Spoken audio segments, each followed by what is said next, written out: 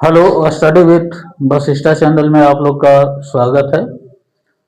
आज हम लोग हिस्ट्री का क्लास 10 का एक नया टॉपिक हम लोग पढ़ेंगे, इटली का एकीकरण।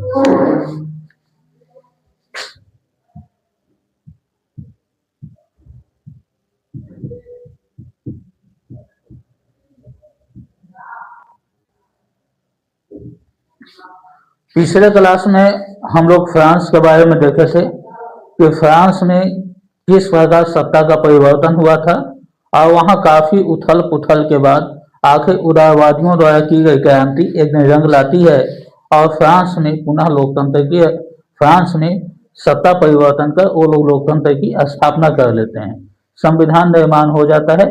तो जब एक राज्य में कोई घटनाएं घटती हैं तो इसका प्रभाव अलग अलग राज्यों में भी उनके पड़ोसी राज्यों में भी देखने के लिए मिलता है। तो चूंकि फ्रांस अब लोकतंत्र हो चुका था तो इसके पड़ोसी देश जो भी थे वहां भी उदारवादी लोग जो आंदोलन कर रहे थे उनकी भी आंदोलन की रूपरेखा काफी तीव्र हो जाती है और वो लोग भी अपने देश में राजतंत्र को हटाकर लोकतंत्र लाना चाहते हैं और वो लोग अपना आंदोलन करना शुरू करते हैं।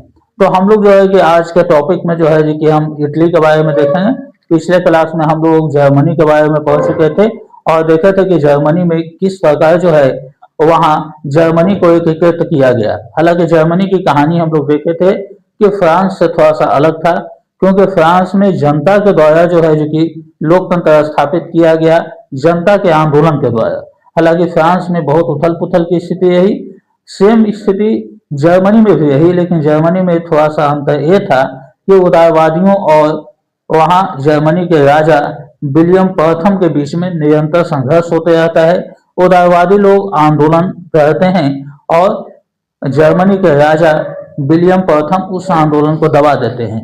यह चक्र निरंतर चलते रहता है और अंत में वहां के राजा को जो है भय हो जाता है कि जो स्थितियां फ्रांस में बन गई कहीं न कहीं मेरे यहाँ भी वही स्थिति उत्पन्न हो सकती है और ऐसा न हो कि मेरा भी राजतंत्र समाप्त हो जाए और ये उदारवादियों का आंदोलन इतना तीव्र हो जाए कि यहाँ पर भी जर्मनी में भी लोकतंत्र की स्थापना हो जाए। इस कारण विलियम प्रथम ने खुद ही जर्मनी के एकीकरण की मांग कर दी और उन्होंने कहा कि अब हम ही जो है कि यहाँ क्या करेंगे, राष्ट्रवाद लाएंगे।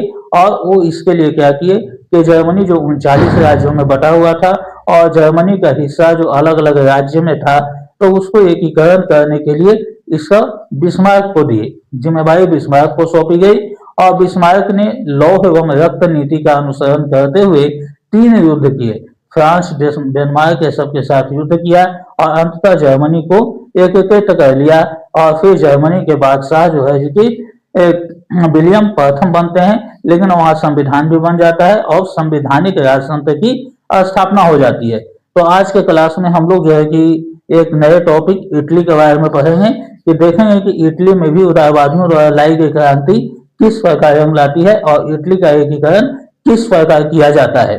तो यहाँ देखिए आज के क्लास में हम लोग जो है कि इसके बारे में पढ़ते हैं इटली के बारे में। इटली के बारे में हम लोग देखते हैं कि इटली का एकीकरण कैसे किया गया। तो यहाँ देखिए इटली जो था आपका 19वीं सदी की बात है। 19वीं सदी में इटली जो था ये 7 प्रांतों में बटा हुआ था। अगर हम लोग 19वीं सदी की बात करें तो इटली जो है 7 प्रांतों में बटा था, जिसमें हम मुख्य मुख्य भागों की चर्चा करेंगे कि किस भाग के कौन से राजा थे और इटली का एकीकरण कौन किया। तो यहाँ देखिए एक भाग जो था इटली का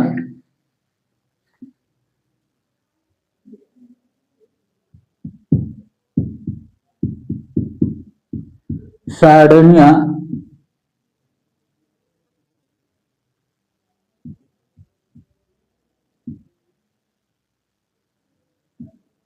पिडमोंट के हिस्से में था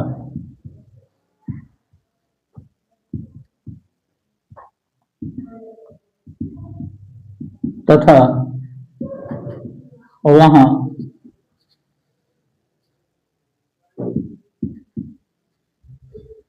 इतालवी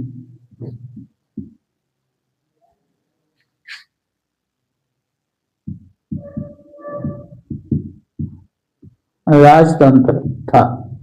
क्योंकि 7 भागों में बटा हुआ था, सार्डिनिया पिडमोंट के हिस्से में जो इटली का क्षेत्र था वहां जो है कि राजशाही शासन था, यानी कि राजतंत्र वहां था। अब हम लोग बाकी के हिस्सों में बात करेंगे कि इटली के बाकी हिस्सों में कौन कौन लोग राज्य कर रहे थे। तो हम लोग मध्य भाग की अगर चर्चा करते हैं, इटली का जो मध्य भाग था, ये किसके नियंत्रण में था? तो चर्च के पोप के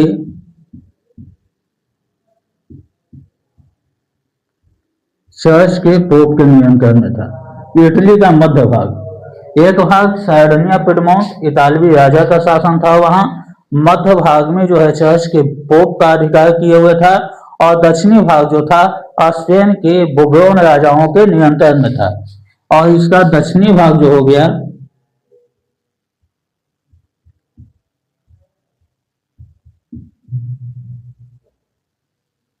ये स्पेन के बोबरोन राजाओं के नियंत्रण में था।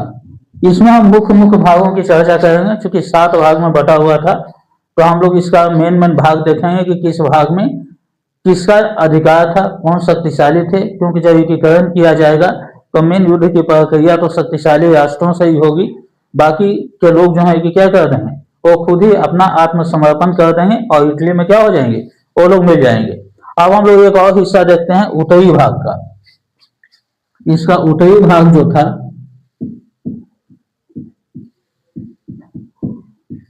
अब हम लोग इसका उत्तरी भाग का देखते हैं। तो उत्तरी भाग जो इटली का था ऑस्ट्रिया के हेम्सवर्थ के नियंत्रण में था। वही ऑस्ट्रिया जो आपको बताए थे उसी के नियंत्रण में था। हेम्सवर्थ एम्पायर जो था उसके कब्जे में जो था ऑस्ट्रिया के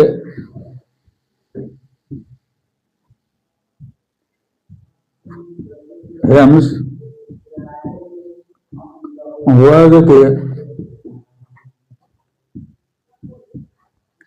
नियंत्रण में था।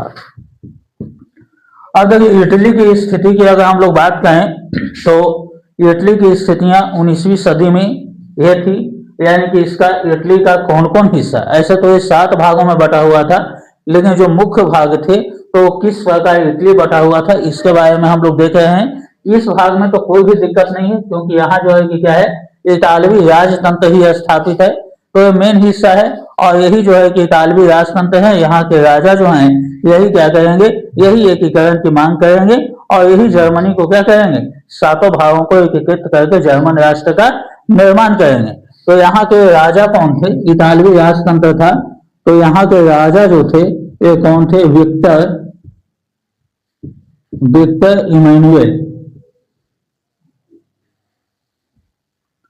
विक्टर इमैनुएल द्वितीय जो थे यहाँ के जो है राजा थे।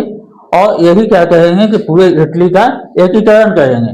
मध्य भाग तो चर्च के पोप के नियंत्रण में था, क्योंकि जो है कि पोप जो चर्च का प्रधान होता है वो इस पे मध्य भाग पे कब्जा किए हुए था। और दक्षिणी भाग जहाँ स्पेन के बुर्बोन राजाओं के नियंत्रण में था, यानी कि वहां भी अलग वंश के राजा वहां पर राज्य करते थे। वो इटली के कुछ क्षेत्र को क्या कर लिए थे, दक्षिणी भाग को अपने कब्जे में ले लिए थे। और उत्तर वाला भाग जो था ये ऑस्ट्रिया के हेम्सवर्थ के नियंत्रण में था। तो ये देखिए यहाँ का मुख्यमंत्री जो था, यानी कि ये हेम्सवर्थ का जो मुख्यमंत्री था यहाँ का, ये क्या था, ये सीएम जो था, ये यहाँ का सीएम जो था ये कौन था, तो कोमोर था, यानी कि ये सीएम था यहाँ के, काउंट कोमोर। यहाँ का सीएम जो था काउंट कोमोर।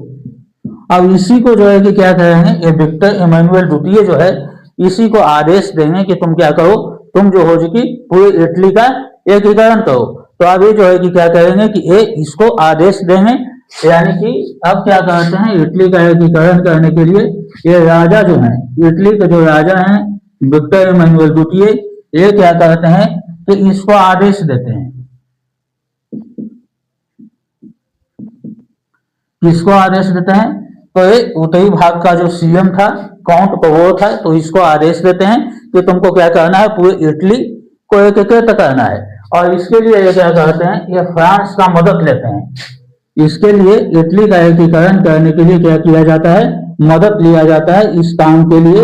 और मदद किस राज्य से लिया जाता है, तो फ्रांस से लिया जाता है।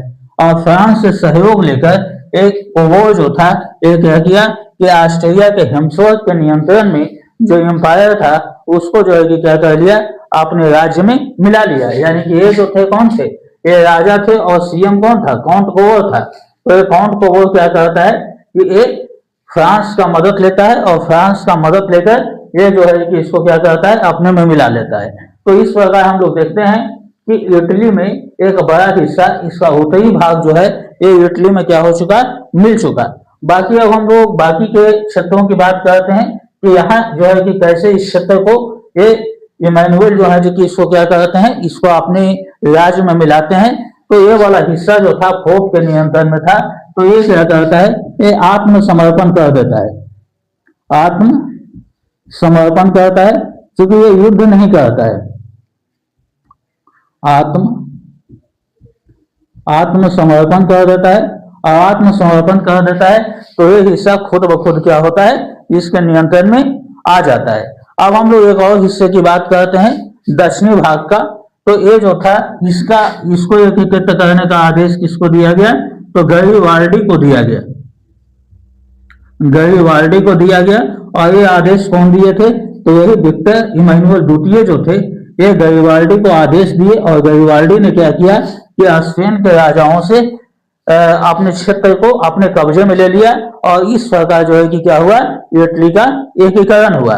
और एकीकरण जब इटली का हो गया तो यहाँ भी संवैधानिक राजतंत्र बना, यानी कि स्थितियां पहले से बदल गई और जो है कि एक संवैधानिक राजतंत्र बना।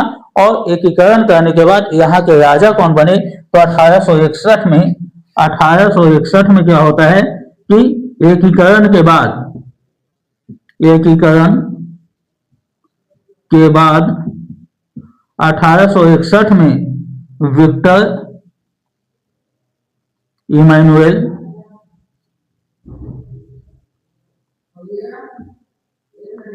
द्वितीय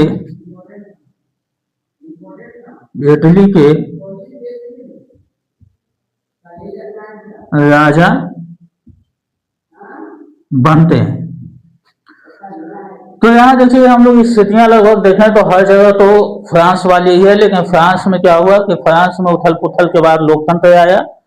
अब वहां लोकतंत्र आने के बाद जर्मनी में भी परिवर्तन आता है, थोड़ा सा कुछ वहां स्थितियां बदलती हैं। यानी कि वहां के राजा ही उदारवादियों की शक्ति को देखकर राष्ट्रवाद वहां लाते हैं और जर्मनी का एकीकरण करने की शुरुआत कर देते हैं और वहां संवैधानिक राजतंत्र स्थापित हो जाता है। अगर हम इटली की बात देखें तो इटली की भी स्थिति जर्मनी की जैसी ही थी। जैसे जर्मनी का एकीकरण किया गया उसी तरह इटली का भी एकीकरण किया गया।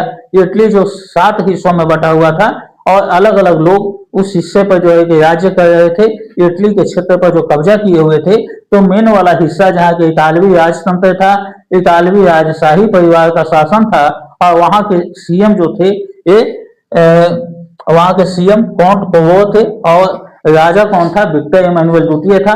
तो यहाँ भी उदारवादी लोग आंदोलन कर रहे थे इटली में भी, और उदारवादियों की शक्तियों को देखते हुए चूंकि इनके मन में भी भय था, क्योंकि इन्होंने देखा कि किस प्रकार उदारवादियों ने आंदोलन करके बिल्कुल फ्रांस की रूपरेखा को ही बदल दिया, राजतंत्र को उखाड़ फेंका। तो हम लोगों की भी स्थितियां ऐसी हो सकती है। तो अपने राजतंत्र को बचाने के लिए इन्होंने ही क्या किया कि इटली का एकीकरण शुरू किया।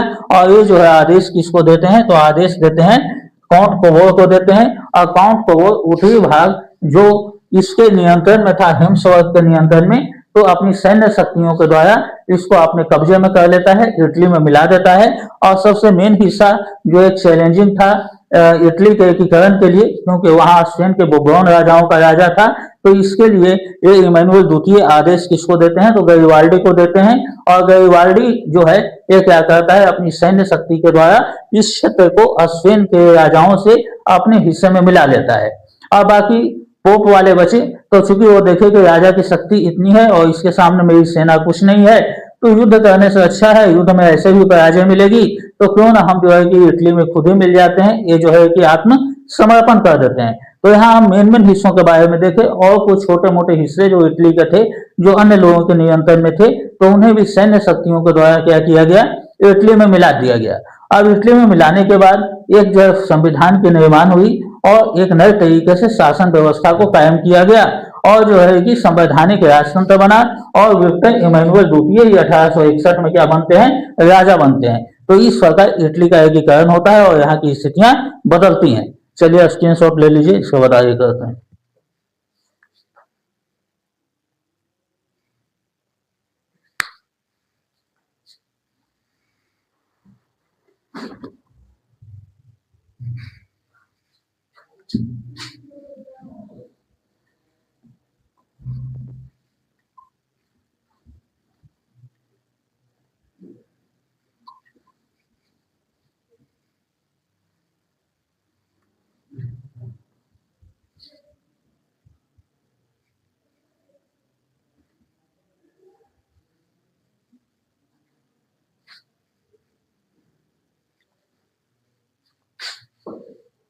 अब देखिए, अब अगले टॉपिक में हम लोग देखेंगे ब्रिटेन के बारे में, क्योंकि ब्रिटेन का एकीकरण कैसे किया गया।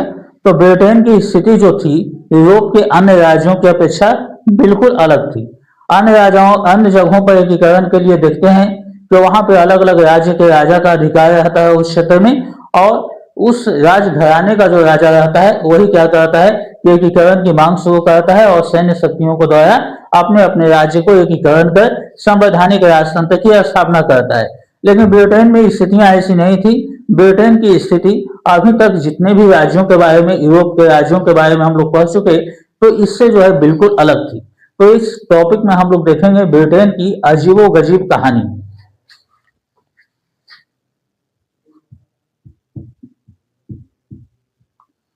ब्रिटेन की अजीबो गजीब कहानी। क्योंकि देखिए, ब्रिटेन जो था, ये आपका जो है, यहाँ कई अलग अलग जातियों के लोग रहते थे, कई अलग अलग भाषा को बोलने वाले लोग रहते थे। इसलिए यहाँ और सब राज्यों की अपेक्षा ब्रिटेन का एकीकरण करने में काफी मुश्किलें थी। और सब जगह तो इतना दिक्कत नहीं था, लेकिन ब्रिटेन क्या था, ये भाषा के आधार पर जो है कि अलग अलग राज्यों में बटा हुआ था, अलग अलग जातियों में बटा हुआ था। यानी कि यहाँ बहुत सारे जातीय समूह थे। अगर ब्रिटेन की बात करें तो यहाँ पर बहुत सारे जातीय समूह थे, अलग अलग जाति के लोग वहां पर रहते थे। जैसे कि आज भी आप लोग देखते हैं कि समाज में बहुत सारी जातियों के लोग रहते हैं, तो उसी तरह से ब्रिटेन में भी अलग अलग जाति के और अलग अलग भाषा के बोलने वाले लोग वहां रहा करते थे, और उन लोगों का अपना साम्राज्य था। इसलिए जो है, जो कि मतलब इसका एकीकरण करना थोड़ा सा मुश्किल था। जिसमें अगर हम लोग बात करते हैं इंग्लिश की, कौन कौन से अलग अलग जातीय समूह थे, तो पहले इंग्लिश थे।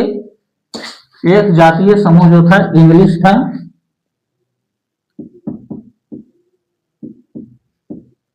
इंग्लिश था। दूसरा जातीय समूह जो था ये वेल्स था। तीसरा स्कॉट था। तीसरा स्कॉट्स था, और चौथा जो है ये आयरिश था।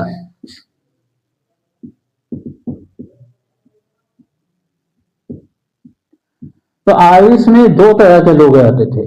एक प्रोटेस्टेंट थे, क्रिश्चियन धर्म दो भागों में बटा हुआ है, प्रोटेस्टेंट और कैथोलिक।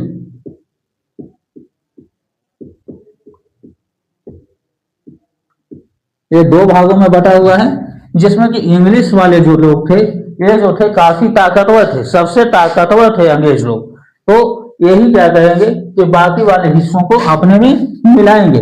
ये जो थे इंग्लिश वाले, ये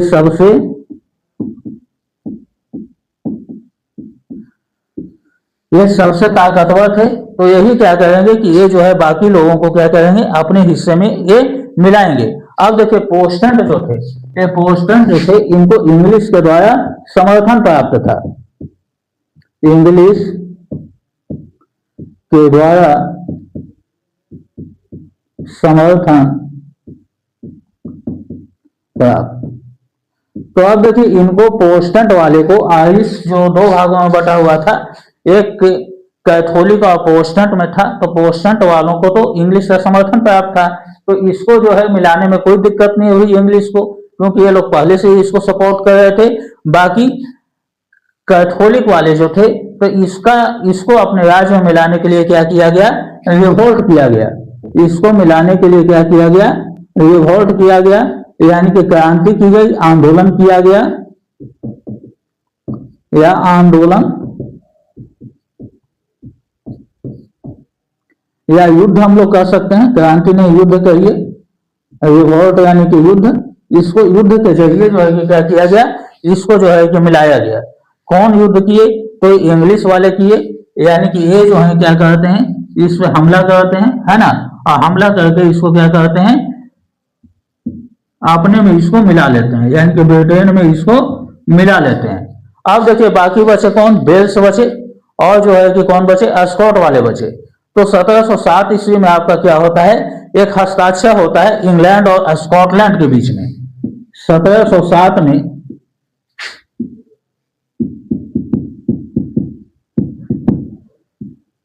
इंग्लैंड और स्कॉट के बीच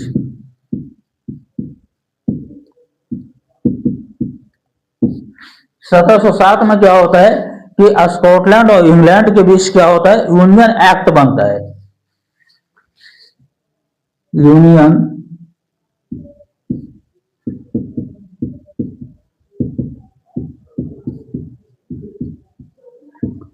यानी कि इन दोनों में एक मीटिंग होती है और एक एक्ट बनता है, जिससे United kingdom of great Britain का क्या होता है, स्थापना होता है, जिससे यूनाइटेड किंगडम ऑफ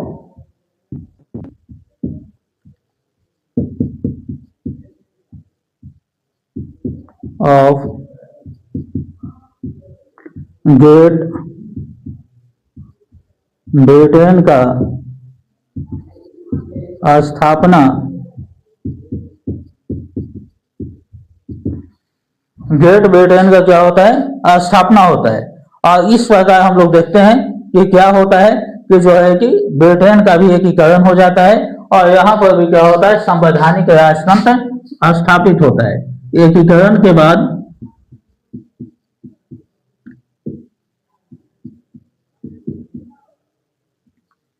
ब्रिटेन में भी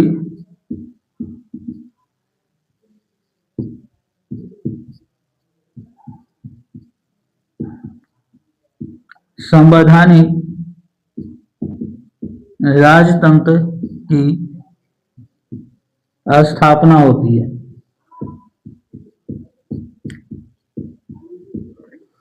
तो यहाँ देखिए आपका जो है कि ब्रिटेन का वाकई कहानी अगर हम लोग देखते हैं तो अजीबोगरीब है, क्योंकि अभी तक हम लोग जितनी भी कहानियां देखी, चाहे वह फ्रांस की हो, जर्मनी की हो या इटली की हो, तो उन लोगों की परिस्थितियां कुछ अलग थी, और वहां के उदारवादियों ने अपना आंदोलन करके वहां जो है कि क्या किया, सत्ता का परिवर्तन किया। फ्रांस जहां लोकतांत्रिक राष्ट्र बना, वहीं जो है कि जर्मनी और जो है कि इटली, वहां के जो राजा राज्य कर रहे थे, उन राज्यों पर वे लोग उदारवादी की शक्तियों को देखते हुए और पड़ोसी राज्य फ्रांस की घटनाओं को देखते हुए वो लोग जो है कि भयभीत होकर उन लोगों ने भी ये सोचा कि हमारे यहाँ भी अगर लोकतंत्र स्थापित हो जाता है तो हमारा राजतंत्र चला जाएगा। इसलिए राजतंत्र को बचाने के लिए उन्होंने बीच का एक रास्ता चुना, और वो रास्ता ये था कि वो खुद ही राष्ट्रवाद लेकर आए और अपने अपने राज्यों को एकीकृत करने लगे और अपने देश में संवैधानिक राजतंत्र की स्थापना की, यानी कि वो राजा रहेंगे लेकिन संविधान के अंडर में रहेंगे। इस प्रकार उनका राजतंत्र भी चलेगा, और जो है कि वहां एक तरह से जो है कि क्या होगा, वहां संविधान भी कायम रहेगा। तो इस प्रकार इन दो जगहों की स्थितियां बिल्कुल अलग थी। लेकिन अगर हम लोग ब्रिटेन की बात देख रहे हैं तो ब्रिटेन में तो खैर स्थिति बिल्कुल ही अलग है। यहाँ अलग अलग जातियों के लोग हैं और अलग अलग जाति के लोग हैं, उनका अलग अलग साम्राज्य है। तो इस कारण जो है इसको एकीकृत करके एक ग्रेट ब्रिटेन का निर्माण करना काफी मुश्किल काम था। लेकिन फिर भी जो है कि जो ताकतवर थे इंग्लिश वाले, ये अपनी ताकत के बल पर क्या करते हैं कि इन सारे को जो है कि अपने राज्य में मिला लेते हैं। और किस प्रकार मिलाते हैं, तो यहाँ देखिए आयरिश वाले को तो मिलाना आसान था, प्रोटेस्टेंट वालों को, क्योंकि इसको तो पहले से समर्थन दे रहे थे, और कैथोलिक वाला इनके समर्थन में नहीं था, तो वहां विद्रोह हुआ। और विद्रोह करने के बाद इंग्लिश वाले क्या करते हैं, कैथोलिक वाले को भी अपने राज्य में मिला लेते हैं। और यहाँ वेल्स वाले क्या करते हैं, ये तो आत्मसमर्पण कर देते हैं, ये आत्मसमर्पण करते हैं। और स्कॉटलैंड जो होता है, यहाँ पर क्या होता है, इसके और ब्रिटेन के बीच में एक संधि पत्र पर हस्ताक्षर होता है, और स्कॉटलैंड इंग्लिश में मिल जाता है, और ग्रेट ब्रिटेन की स्थापना हो जाती है। और इस प्रकार ब्रिटेन का एकीकरण होने के बाद क्या होता है कि वहां भी एक संवैधानिक राष्ट्रतंत्र बनता है, और जो है कि इस प्रकार जो है कि पूरा ग्रेट ब्रिटेन के नाम से जाना जाता है। तो इस चैप्टर में हम लोग ब्रिटेन के बारे में देखें, आप लोग स्क्रीन शॉट ले लीजिए। थोड़ा सा हम लोग पीछे का देखेंगे, जो आपका एनसीईआरटी बुक में फर्स्ट पेज पे है, उसका थोड़ा सा कवर कर लेते हैं।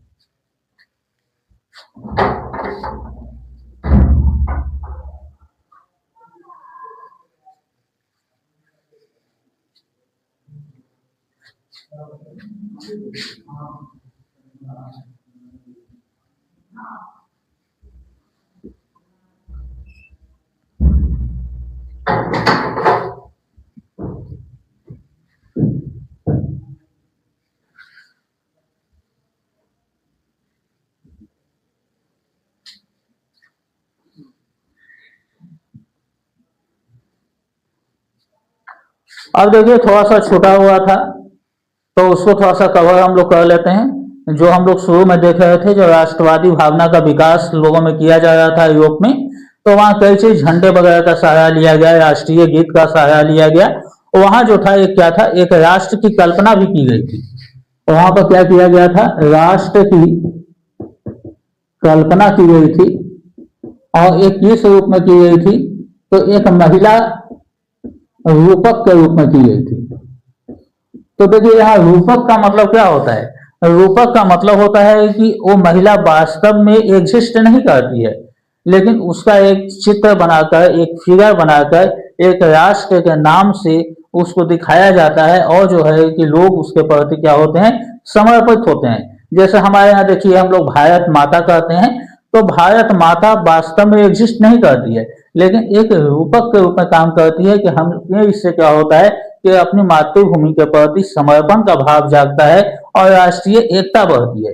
तो जिस समय फ्रांस में उदारवादी लोगों को आंदोलन करना था, और जो है कि यूरोप में सबको एकीकृत करना था ताकि राजतंत्र को हटाया जाए, तो उनने एक तरीका, उन लोगों ने, उदारवादियों ने ये भी निकाला कि एक महिला रूपक का सहारा लिया, जो कि वास्तव में एग्जिस्ट नहीं करती हो, लेकिन फ्रांस की जनता या यूरोप की जनता के बीच में क्या हो, एक जो है कि एक ऐसा सिंबल का काम करे कि उसके प्रति लोगों की आस्था बन जाए, और लोग अपने आप को राष्ट्र के प्रति समर्पित करके ये जो है यहाँ के शासन प्रणाली को वो लोग बदलने में क्या करें, मदद करें। तो यहाँ हम लोग देखिए फ्रांस की अगर हम लोग बात करते हैं, तो फ्रांस में महिला रूपक जो थी,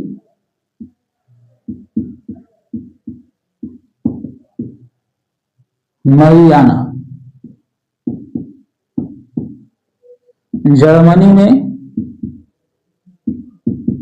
जर्मेनिया, इसी तरह अन्य राज्यों में भी थी।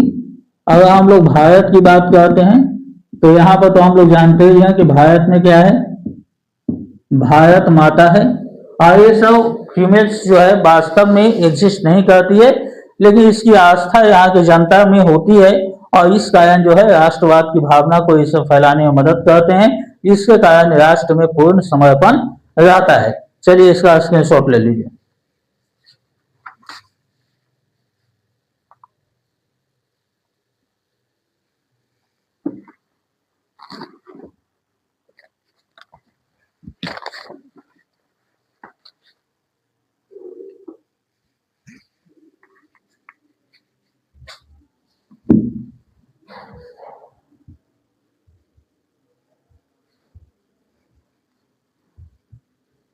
चलिए अब एक लास्ट टॉपिक आपका बचा हुआ है, राष्ट्रवाद और साम्राज्यवाद।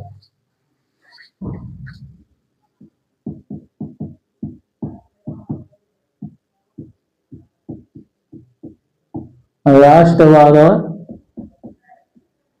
साम्राज्यवाद।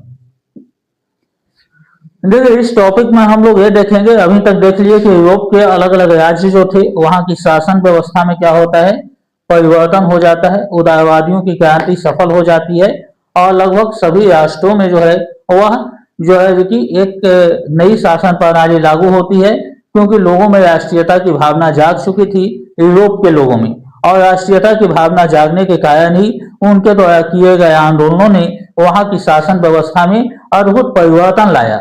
और परिवर्तन लाने के बाद सारी शासन व्यवस्थाएं जब स्थापित हो जाती हैं तो उन्हीं यूरोपीय राष्ट्रों में एक राष्ट्र ब्रिटेन जो है ये बहुत ही ताकतवर रहता है।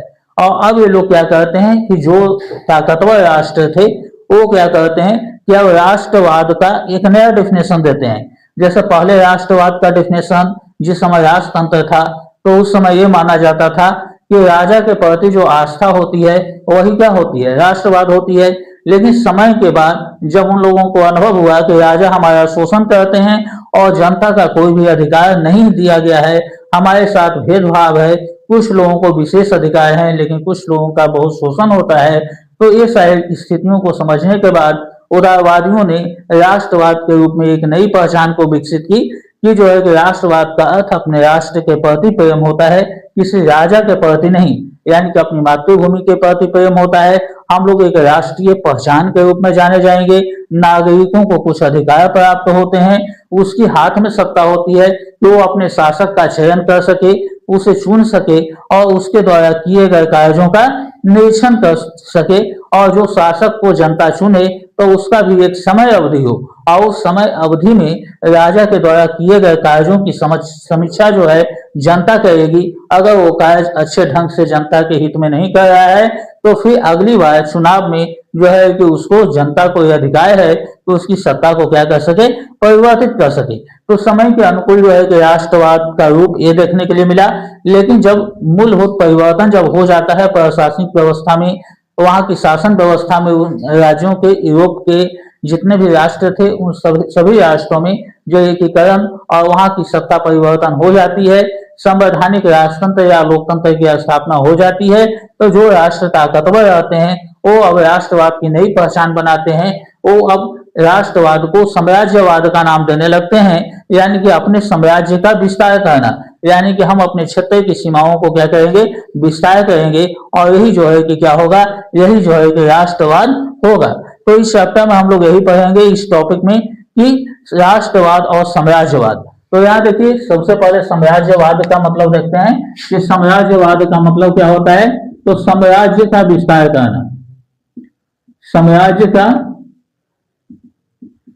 विस्तार करना।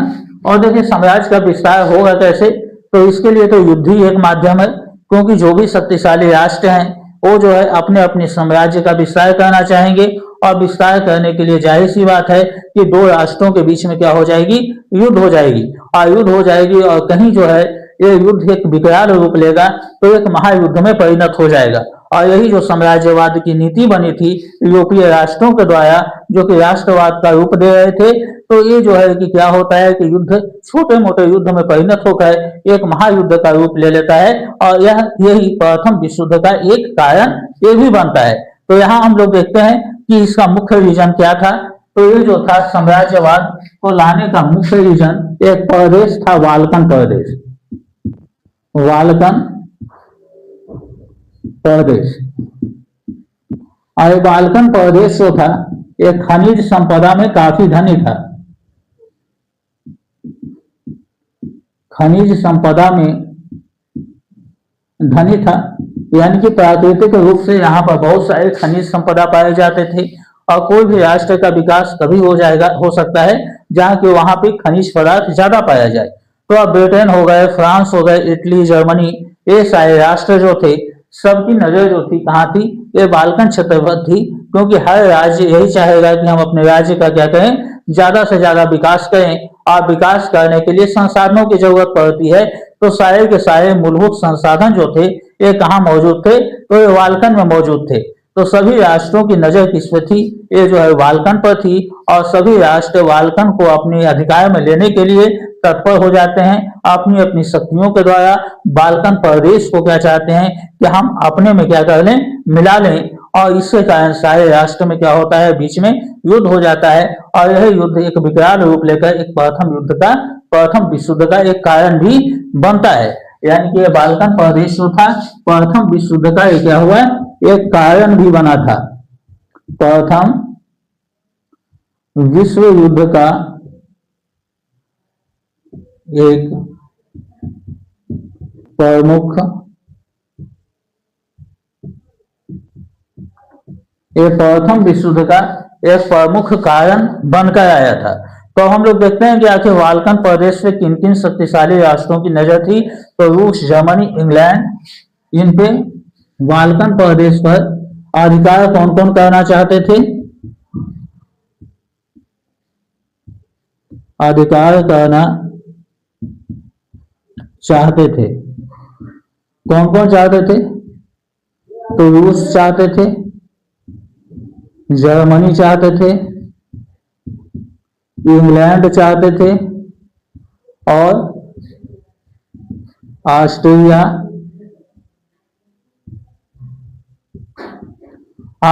हंगरी वाले चाहते थे। ये क्या चाहते थे कि हम बाल्कन पे क्या कर लें, हम अपना अधिकार कर लें। और अधिकार करने के लिए आप सोच सकते हैं कि जब इतने शक्तिशाली राष्ट्र जब एक ही प्रदेश पर अपना अधिकार करना चाहेंगे तो इसका जो है कि क्या होगा, ये जो है कि एक युद्ध का रूप ले लेगा और यही जो है कि विश्व युद्ध का एक कारण बना। अब देखिए दक्षिण पूर्व जो था, ये जो है कि दक्षिण पूर्व हिस्सा जो था बाल्कन का दक्षिण पूर्व हिस्सा, दक्षिण पूर्व, यहाँ पे जो है ऑटोमन एम्पायर का कब्जा था कुछ राज्यों पर।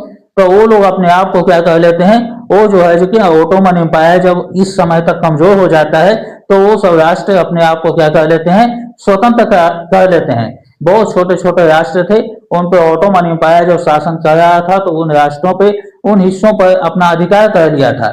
लेकिन जब ऑटोमन एम्पायर की शक्ति को ये लोग देखते हैं कि अब कमजोर हो गई तो ये राष्ट्र अपने आप को क्या कर लेते हैं, स्वतंत्र कर लेते हैं। इसमें कौन कौन था, रोमानिया, बुल्गारिया, अल्बेनिया। इसमें कौन कौन थे, रोमानिया, बुल्गारिया,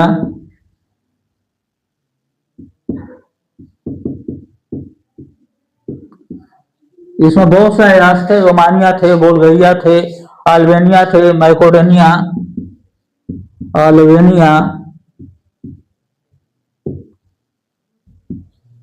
फिर आपका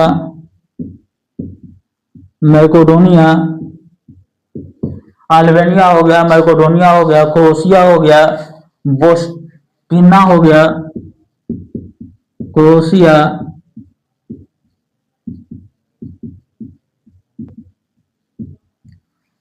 हो गया, बोस्टिना हो गया, हर्ज़गोविना,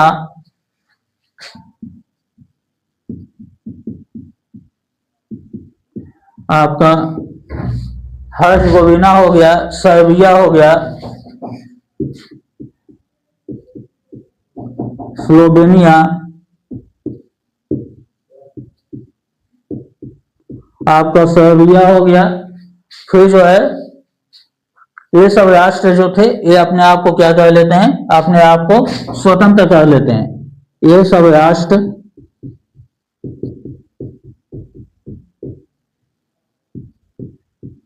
अपने को स्वतंत्र घोषित,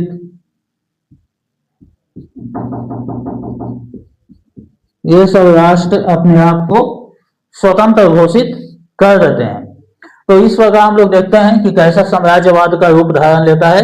और साम्राज्यवाद का रूप धारण करने के लिए ये सब राष्ट्रों में जो परिवर्तन हुआ था, इंग्लैंड, फ्रांस सब में, तो ये सब क्या करते हैं कि ये सब बाल्कन पर कब्जा करने के लिए, चूंकि वो खनिज संपदा में धनी था, तो इससे सबकी नजर चली जाती है और सभी राष्ट्र अपने सैन्य शक्तियों के द्वारा इस प्रदेश को अपने राज्य में मिलाना चाहते हैं। और मिलाना चाहते हैं तो एक युद्ध का रूप लेता है और ये जो है कि प्रथम विश्व युद्ध का कारण बनता है। और इसका दक्षिणी भाग जो था, दक्षिणी पूर्व भाग, इस पे जो है कि ऑस्ट्रिया हंगरी एम्पायर का शासन था। तो ये जो है कि क्या था, ये धीरे धीरे जो है कि स्वतंत्र हो जाता है। इसमें क्या था, ऑस्ट्रिया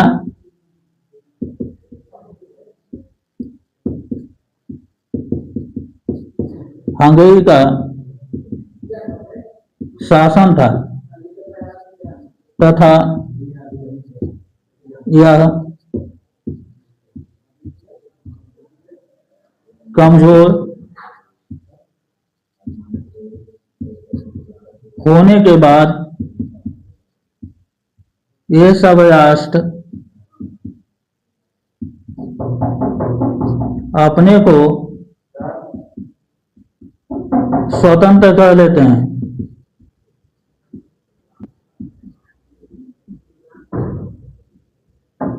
ये सब राष्ट्र अपने को स्वतंत्र कर लेते हैं। चलिए इतना जो है कि इसका स्क्रीनशॉट लीजिए, इसके बाद में आगे करते हैं।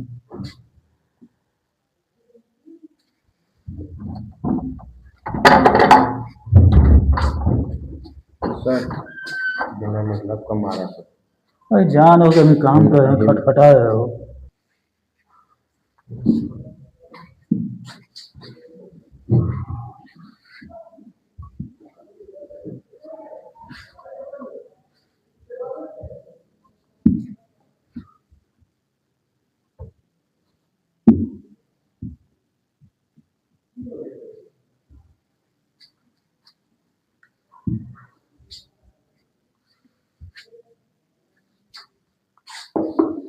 अब देखिए, अब थोड़ा सा बचा हुआ है आपका शुरू का एनसीईआरटी का फर्स्ट ही पेज में एक फिगर दिया हुआ है।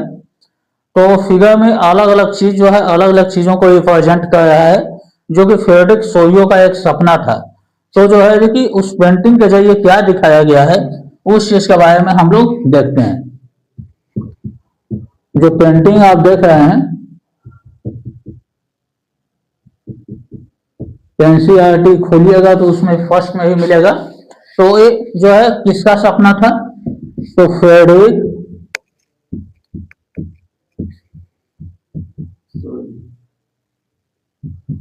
फ्रेडरिक सोइयो का सपना था। तो उसमें जो है कि अलग अलग पिक्चर दिया गया है और वो अलग अलग चीजों को क्या कर रहा है, रिप्रेजेंट कर रहा है। क्योंकि इसका एक सपना था कि हम कैसा विश्व में राष्ट्र बनाना चाहते हैं, तो उसको एक चित्र के माध्यम से दिखाया गया है।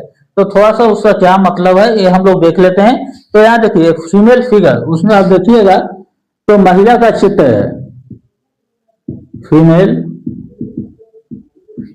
फिगर,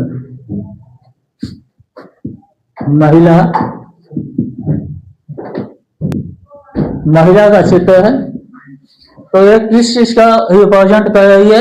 तो ये जो है कि आजादी का प्रतीक है। यानी कि वो लोग क्या चाहे हैं कि फ्रांस में जो राजतंत्र है, तो इस राजतंत्र से हमें क्या मिल जाए? आजादी मिल जाए। यानी कि राजा का शासन समाप्त हो और आजाद होकर हम जो है एक नए राष्ट्र का निर्माण करें। तो ये फीमेल जो है किस चीज का जो है कि मतलब रिप्रेजेंट कर रही है?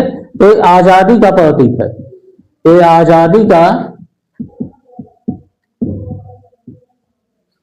आजादी का प्रतीक है। और वहां देखे हैं कि बहुत सारे लोगों की क्या लगी हुई है, वहीं पर भीड़ लगी हुई है। तो लोग खड़े जो वहां पर हैं ये क्या कर रहे हैं? तो आजादी मांग रहे हैं। लोग जो हैं ये आजादी की मांग, लोग जो है आजादी की मांग कर रहे हैं। और जो है कि और भी इसमें बहुत सारे चित्र दिखाए गए हैं। तो इसमें जो है कि पहले खड़े लोग जो हैं उसमें कुछ लोगों को देख रहे हैं आप कि वो जो है कि क्या है, और कुछ लोग जो है कि क्या है पहले खड़े हैं। कुछ लोग पहले खड़े हैं। तो ये लोग क्या हो चुके हैं? ये लोग स्वतंत्र हो चुके हैं। ये स्वतंत्र,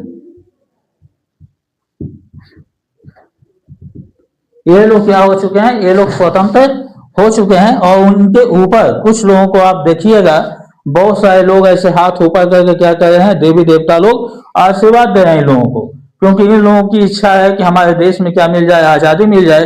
तो इसलिए वो देवी देवता ऊपर से हाथ उठाकर जो है कि क्या कर रहे हैं? इन लोगों को आशीर्वाद दे रहे हैं। तो जो है कि हम लोग देखते हैं कि जो है कि ऊपर जो है, ऊपर से जो है कि क्या है, ऊपर से देवी देवता